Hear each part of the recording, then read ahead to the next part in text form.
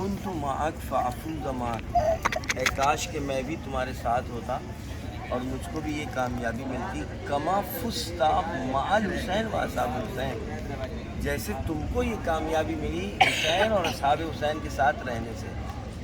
ہمارے ان سے سوال یہ تھا کہ کیا اس جملے سے یہ نہیں پتہ لگ رہا ہے کہ حر اور اصحاب حسین دونوں الگ الگ ہیں؟ مطلب در کیا پہنچا جی کہ آپ اس شہادت سے جو درجے و مقامات ملے وہ اپنی جگہ، لیکن اصحاب امام حسین، کیونکہ اصحاب امام حسین کے لیے یہ جو زیارت نامہ ہے یہ علماء کا بنایا ہوا ہے، لیکن جو اصحاب امام حسین کا زیارت نامہ ہے وہ معصوم کا ہے۔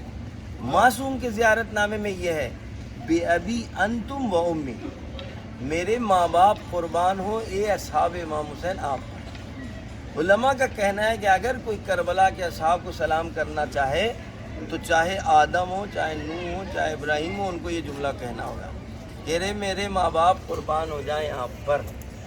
آیا یہ جملہ ان کے لیے اس روایت کی بنا پر آئے گا؟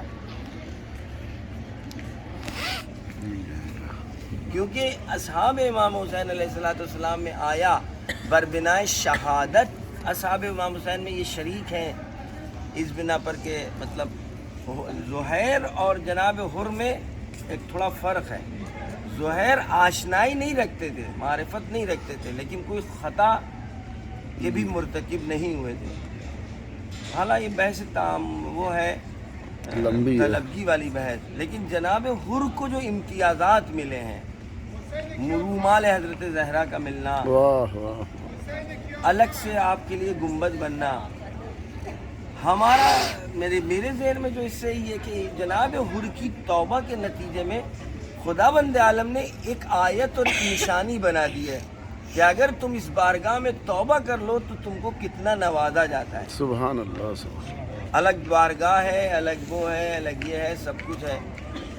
آقا محمد کا کہنا یہ ہے کہ اس خطا کا جو اثر وضع ہے، یعنی جو نیچرلی اس کا اثر تھا، وہ توبہ تو قبول ہو گئی، آپ کو شہادت کا درجہ تو مل گیا، لیکن آپ کو اصحاب امام حسین یا امام حسین کا قرب نہیں مل پایا، یعنی دفن وہاں نہیں ہوئے، بلکہ دفن کہیں اور کیے گئے، وجہ کوئی بھی رہی ہو، آپ کے قبیلے والے وہاں سے لے کر کے آئے، انہوں نے یہاں پر دفن کیا۔ اللہ یہ تھوڑا سا ہے، علماء نے اس بات کو، بعض علماء نے اس بات کو رکھا ہے کہ جناب حر کو کربلا سے دور، یعنی ان اصحاب سے دور کیوں دفن کیا گیا؟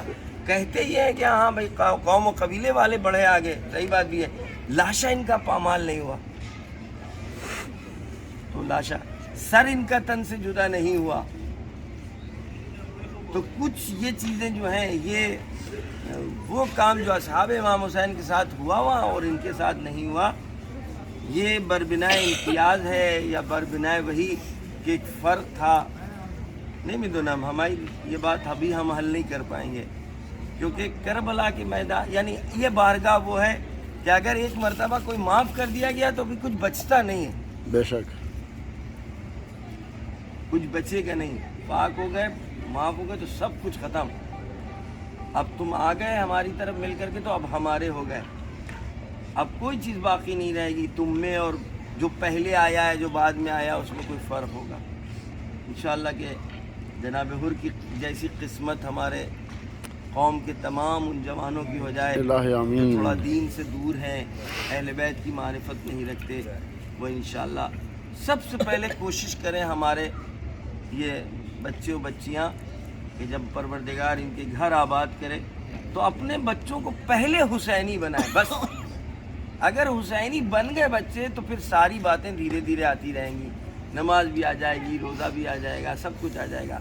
بہت چکر میں نہ رہیں کہ نہیں نمازی پہلے بن جائیں اور ادھر سے تھوڑی دوری ہو جائے، کیونکہ یہ وہ باب ہے، یہاں آنے کے بعد بھی سب ملے گا۔ اسی لیے علماء کا کہنا ہے یہ ہپی کٹ بال رکھنے والے اور اونچے اونچے پیجامے اور چلٹیں، تو ان کو الگ الگ ٹارگٹ نہ کیا جائے۔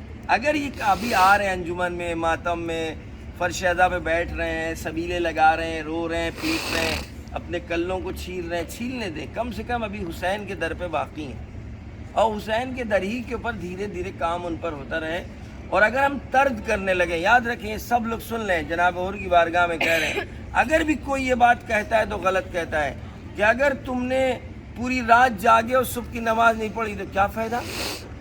کسی کو حق نہیں ہے اس بات کو کہنے کا کہ تم پوری رات جاگے اور صبح کی نماز نہیں پڑھی تو سب بیکار۔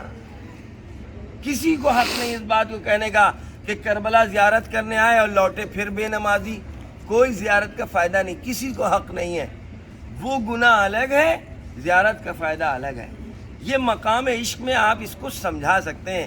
ایک کربلا کے اس سے ہو کر کے آئے پھر بھی تم نماز کی طرف نہیں آئے، اچھا نہیں لگ رہا ہے۔ یہ ہے والی بات ہے۔ تم سگریٹ پی رہے ہو، تمہارا باپ جو ہے تمہیں پسند نہیں کر رہا تو کیا فائدہ ایسے بیٹھے ہونے کا؟ نہ، ہاں احترام پدر اگر ہو جائے تو کتنا اچھا ہے۔ لہذا جو ہمارے سمجھانے کا طریقہ ہے، اصلاح کا طریقہ ہے، اس میں توجہ یہی ہونی چاہیے۔ بہرحال بہت ساری اس میں باتیں ہیں جو ساری باتیں ہم ابھی نہیں کر پائیں گے۔ یہ ضرور یاد رہے کہ بس ہم اپنے بچوں کو امام حسین سے نزدیک کریں گے۔ در حسین سے اگر ہم نے نزدیک کر دیا، ان کا عاشق بنا دیا، ان سے قریب کر دیا، بے شک تو پھر انشاءاللہ دھیرے دھیرے پلٹنے کے امکانات ہیں۔ یہی وہ جو ہے جو قبر میں کام آتے ہیں، یہی آخری کفن کے ٹائم کام آتے ہیں۔ آپ دیکھیں کہ جس کو کفن نہیں ملا، پوری کائنات کو کفن بانٹ رہا ہے۔ عجب اللہ کا نظام ہے، پروردگار کا، خدا کی قسم۔ جو بے کفن دفن کیا گیا، اس کے ملک میں، اس کے شہر میں آنے کے بعد سب کو ایک ہی تمنا رہتی ہے، مولانا صاحب کفن دلا دیجیے، کفن دلا دیجیے۔ اللہ بھی اگر کسی کو دینے پہ آ جائے نا تو پھر یہ ہے کہ وہ بے کفن کو صاحب کفن بنا دیا۔ اب سارے کفن مل جائیں لیکن کربلا کے کفن کے لیے لوگ تڑپتے ہیں کہ کربلا کا کفن، کربلا کا کفن، کربلا۔ اور جس کے لیے، جس کے بدن کا، جس کے قلب کا لباس عشق امام حسین علیہ السلام ہو، امام حسین علیہ السلام نے جو قربانی پیش کی، اس قربانی کا کوئی بھی بدلہ نہیں ہے، کوئی بھی جزا نہیں ہے اس دنیا میں، قطعاً نہیں ہے۔ اصلا اس دنیا کو کئی بار خلق کیا جائے اور ہر دنیا کو امام حسین کے نام وقف کر دیا جائے، تب بھی جو ہے بدلہ نہیں ہو سکتا امام حسین علیہ السلام کے عمل کا۔ لذا امام حسین کے عمل کا بدلہ جز خدا کوئی نہیں دے سکتا۔ صرف اللہ جانتا ہے کہ اسے کیا دینا ہے اور کیا دے گا وہ، ہم لوگ کچھ نہیں جب دے سکتے۔ ہم لوگ تو باعث رمضان رکھیں، سبیلوں میں لگ جائیں، لائنوں میں لگ جائیں، کہیں نہ کہیں کوئی عنوان ہو جائے، ظاہر، کربلائی، شعبان میں دیکھا ہم نے، محرم میں دیکھا، انجمن میں دیکھا، ماتم میں دیکھا، بابا یہی میرے لیے کافی ہے، یہ ہمیں بچا سکتا ہے۔ بقیہ ہمارے سارے عناوین ہمارے دفن ہونے سے پہلے ختم ہو جاتے ہیں۔ ادھر احتضار کا عالم ہوتا ہے، ساری نیم پلیٹیں مکان کے اوپر بیکار ہو جاتی ہیں۔ پھر اب اگر کوئی چیز یا کام آتی ہے تو وہی اسمائی فم، اسمائی فم، اسمائی فم، اسمائی فم، سنو اور سمجھو، سنو اور سمجھو، سنو اور سمجھو۔ اذا جاءک الملکان المقربان، جب تمہارے نزدیک دو فرشتے آئیں تو تم ان کو بتا دینا میرا پہلا امام علی، دوسرا امام حسن، تیسرا امام حسین۔ وصلی علی محمد اب کوئی کام نہیں آتا، اسمائی فم بتا دینا ملک سے، شکیل بھائی کے شیش محل میں بڑے فلائٹ ہیں، کہاں یالے، جب آئے گا تو بتا دینا نہیں مہتاب باغ میں بہت بڑا علاقہ ان کے نام ہے، فرشتے کو بتاؤ نہ، یہ بتانا یہاں مجلس ہوتی ہے، یہاں امام حسین کی سبیل لگتی ہے، شب بیداری ہوتی ہے ماشاءاللہ، یہاں شب میں جاگا جاتا ہے امام حسین علیہ السلام کے لیے۔ ملک کو بھی پتا ہے کہ ہمیں کیا لینے آنا ہے، ملک بھی یہاں لینے صرف یہی معلوم کرنے آتا ہے، صرف یہی معلوم کرنے آتا ہے کہ یہ بتاؤ اس کا رابطہ حسین سے کتنا ہے۔ اگر امام حسین علیہ السلام سے رابطہ ہے تو پلٹ کر، پھر یہی وجہ ہے کہتے ہیں کہ کفن میں جو ہے تربت کربلا رکھ دو، زبان کے اوپر عقیق رکھ دو۔ کیوں عقیق رکھو؟ کیونکہ پتھروں میں سب سے پہلے وہ پتھر کہ جس نے علی اور اولاد علی کی ولایت کا اقرار کیا تھا، وہ پتھر وہ عقیق ہے۔ ملک آیا، فرشتے آئے، ارے یہ تو وہ پتھر ہے جس نے اشہد ان علی ولی اللہ پہلے کہا تھا، کپلٹو یہاں سے یہاں پوچھنے کا فائدہ کیا؟ اس لیے کہ یہاں پوچھا گیا تو ہم سے پوچھا جائے گا وہاں کہ تم کون ہوتے ہو اتنے سوال کرنے والے. حق کے ناس نہیں ہونا چاہیے بس محمد میاں کی گردن پر. بقیہ ہمارے حقوق کو ہم طے کریں گے.